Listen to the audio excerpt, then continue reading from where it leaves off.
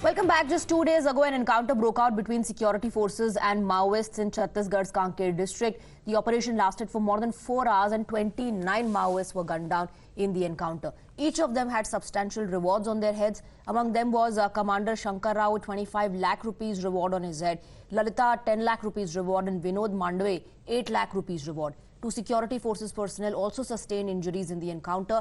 Arms and ammunition were recovered in large quantities from the possession of the Maoists, including AK-47 rifles, LMGs and other graded weapons.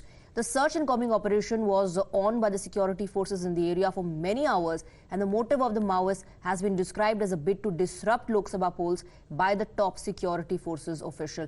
However, there is no end to politics over the encounter. Now, war of words ensues between BJP and Congress over Kanker encounter, with the former Chief Minister of the state, Bhupesh Baghel, demanding a probe into the case, alleging many fake encounters by the BJP governments have happened in the past. However, he later issued a clarification and congratulated the security forces who fought bravely and achieved success in this operation. Listen to the two versions of the encounter by Bhupesh Baghel. तो हम लोगों ने फर्जी encounter नहीं की, हमारे शासन काल में कोई फर्जी इनकाउंटर नहीं, बल्कि भारतीय जनता पार्टी शासन काल में फर्जी इनकाउंटर होता रहा, गिरफ्तारियां हुई है। और पिछले 4 महीने में वो फर्जी इनकाउंटर भी वृद्धि हुई है और फर्जी गिरफ्तारियां भी नक्सली बताकर आवासियों को बंद करने की लगातार जानकारी आ रही है।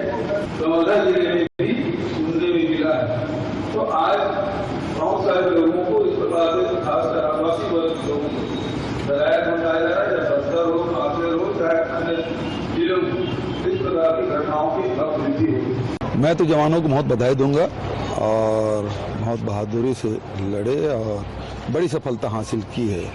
जो लगातार जो हम लोगों के शासन काल में जो उनके नक्सलियों को मान में घुस के अटैक करने की जो नीति रही है, उसका ये परिणाम है। Well, echoing the same tune, Congress leader Supriya Srinath also demanded a probe into the encounter, but she also went one step ahead and branded the Maoists Shaheed or martyrs. This remark by the Congress leader has stoked a massive political storm. Listen into what Supriya Srinath said. नहीं, मैं इस पे कोई राजनीति नहीं करना चाहती हूँ। मुझे लगता है इसकी बिल्कुल गहन जांच होनी चाहिए और उन सब लोग जो शहीद हुए, हमारे सुरक्षाकर्मी भी कुछ घायल हुए, उन सबको हमारी संवेदनाएं हैं और इसमें कोई राजनीति का सवाल ही नहीं है। Well, when the Congress is raising doubts over the encounter, Union Home Minister Amit Shah has reiterated the government's commitment to making Chhattisgarh and the entire country completely free of Maoists. Listen in.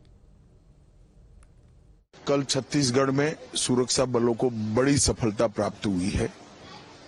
Modi ji जब से प्रधानमंत्री बने तब से नक्सलवाद और आतंकवाद के खिलाफ एक सातत्यपूर्ण अभियान भारतीय जनता पार्टी की सरकार ने चलाया है।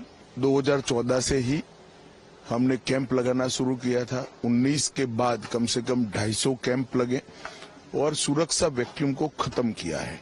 अब छत्तीसगढ़ पुलिस का भी सहयोग जितना इच्छनीय है उससे ज्यादा ही मिल रहा है। इसका परिणाम है कि सरकार बनने के बाद छत्तीसगढ़ में लगभग 3 महीने के समय में 80 से ज्यादा नक्सली ढेर हुए हैं, 125 से ज्यादा अरेस्ट किए गए हैं। With that, we're looking to a very short break. For now, news and updates will continue. Stay on with us. Kane sir, your dinner. On a tile? It's antibacterial. Scratch resistant also. The plates? Kane bhai, it's a tile ad.